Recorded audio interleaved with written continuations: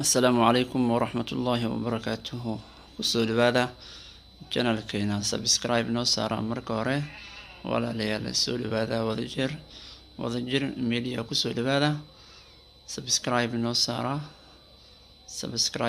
noo share gareeya like saara soo dhawaada akhyaarta sharafta leh. Israa'iil oo adeegsatay hub halis ah.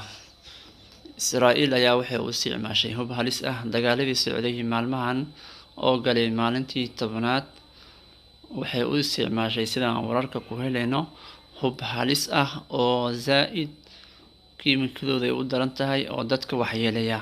wararka ka imaanaya magaalada Gaza ayaa sheegaya in taariikhdu markay ahayd 10ka bishan October ay isticmaashay hubka halista badan ee phosphorka loo yaqaano ee wax gumaada ee u isticmaashay magaalada Gaza ayaa la soo warinayaa.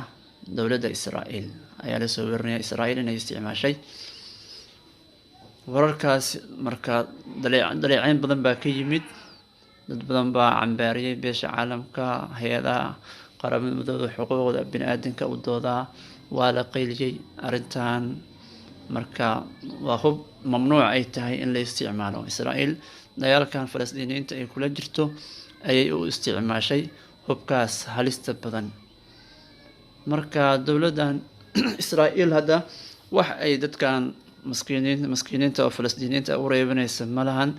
dadkan haddana daraad waxay ku dhawaaqday inay barakacaan oo ay baneeyaan magaalada Gaza, taas oo wadamada beesha caalamka ay ka soo horjeesteen arrintan inay tahay ayay dhaheen dadka muslimiinta la barakicinayo inay tahay dadkan in dhulkooda lala wareego, taasi macquul maahan ayay dhaheen wadamada muslimiinta ugu waaweyn. saas bay dhaheen. marka wararkan ee isa soo taraya ay sheegaya inay isticmaashay Israa'iil hubka kiimikada ah waxaa lagu ogaaday bambooyinkaas meel lagu garaacay, baaritaan lagu sameeyey laboratory shaybaar loo isticmaalay ayaa lagu xaqiijiyay inuu yahay hubkii khatarta ahaa ee dadka gumaadayay aan la ogoleen in la isticmaalo. marka dhib badan haysto walaaleen Falastiin,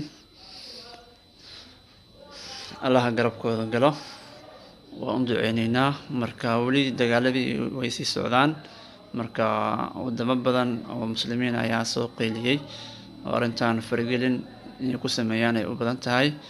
marka garabkooda Allah galo, guulan u rajaynaynaa walaalaheena Falastiin, gaar ahaan magaalada Gaza oo ay weli korontadii, biyihii iyo cuntadii wax dhan laga xayiray.